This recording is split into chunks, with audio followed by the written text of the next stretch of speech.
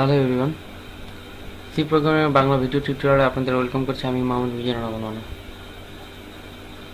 আজকে আমরা দেখব যে কীভাবে তিনটা ভ্যালু ইনপুট নিতে হয় এবং সেই তিনটা ভ্যালুর মধ্যে যে ভ্যালুটি বড় সেই ভ্যালুটা কীভাবে প্রিন্ট করতে হয়।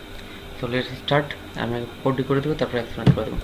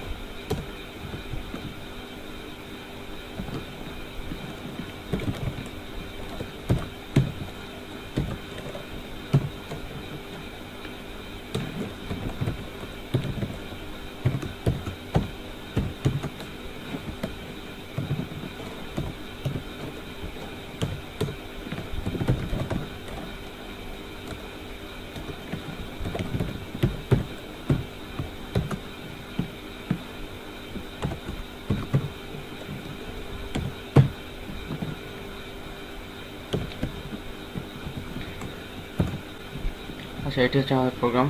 আগে আমরা কোডটি রান করে দেখি।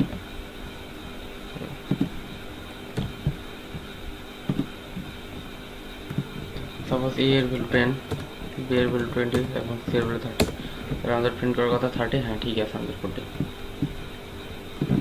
তো আমরা এখন কোডটি দেখব। যেহেতু আমাদের তিনটি ভ্যালু নিতে হবে, সেহেতু তিনটি ভেরিয়েবল আমরা ডিক্লেয়ার করলাম। ডিক্লেয়ার করার পরে আমরা কোন ভ্যালুটি কখন নিব সেই জন্য আমাদের একটি লাইন প্রিন্ট করলাম। প্রিন্ট করার পরে সেই ভ্যালুটি আমরা স্ক্যানএপের মাধ্যমে ইনপুট নিলাম। বাকি দুইটিও সেমভাবে। এখন আমরা কন্ডিশন, একটা কন্ডিশনের মধ্যে আরও একটা কন্ডিশন আমরা ঢুকিয়েছি, মানে একটা কন্ডিশনের ভিতরে আরেকটা কন্ডিশন। যেমন ইফ এ এর মানটা যদি বি এর থেকে বড় হয়, যদি সত্য হয়, তাহলে কি এই কন্ডিশনে ঢুকে যাবে।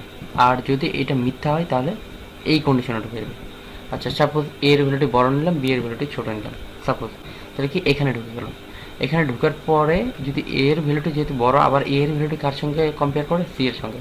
যদি কম্পেয়ার করে এইটি যদি সত্য হয় তাহলে কি এর ভ্যালু প্রিন্ট করে, না হলে এটা যদি মিথ্যা হয়, মানে সি এর ভ্যালুটি যদি বড় হয়ে যায় তাহলে সি এর ভ্যালুটি প্রিন্ট করে দেবে। আবার যদি এই কন্ডিশনটাই মিথ্যা হয়, যদি বি এর ভ্যালু বড় হয়, তাহলে এই কন্ডিশনে ঢুকে যাবে। তারপর বি এর ভ্যালুটি কার সঙ্গে কম্পেয়ার করবে, সি এর সঙ্গে। যদি এই কন্ডিশনটি সত্য হয়, বি এর ভ্যালুটি যদি বড় হয় তাহলে বি প্রিন্ট করে দেবে, এবং সি এর ভ্যালুটি যদি বড় হয় তাহলে সি প্রিন্ট করে দেবে। তো আমরা যদি আরেকবার কোডটি রান করি, এর ভ্যালু যাচ্ছে 30, বি এর ভ্যালু 20 এবং সি এর ভ্যালু 100, তার মানে সি এর ভ্যালু 100 প্রিন্ট করবে। তো আজকে এই পর্যন্তই।